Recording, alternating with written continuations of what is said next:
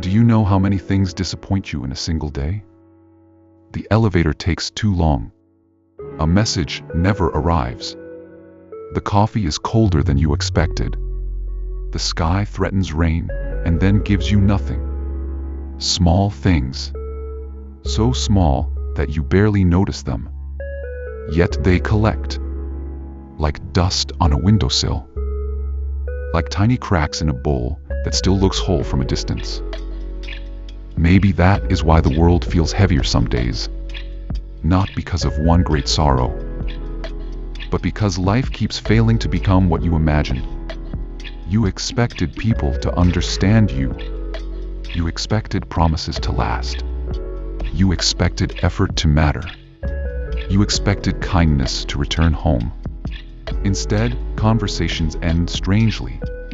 Friendships fade without explanation.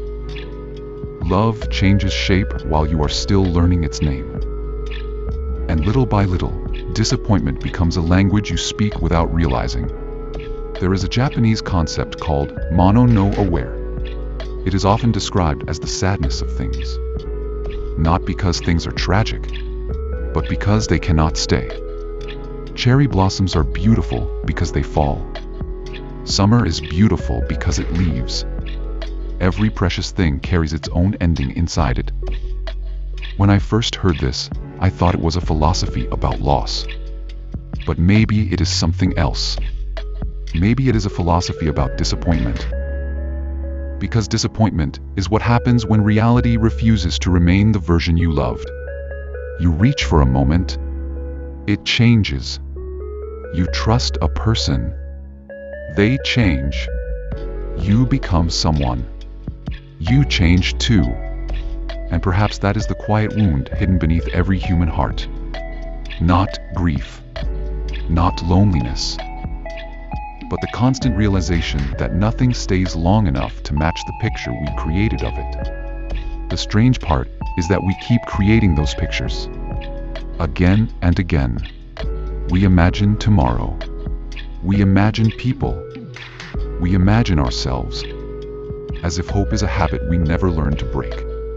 Maybe that is why the old stories spoke of mirrors.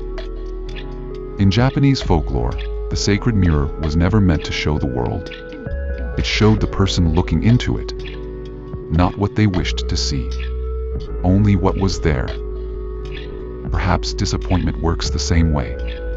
We think it reveals how the world has failed us. But sometimes it reveals the distance between reality and the stories we quietly wrote about it. The friend was never who you imagined. The future was never guaranteed. The world never promised fairness. And yet you stood there holding those expectations like fragile glass, waiting for life to become the shape of your hope. Maybe the world is full of disappointments. Not because it is cruel. Not because it is broken. But because it keeps insisting on being real.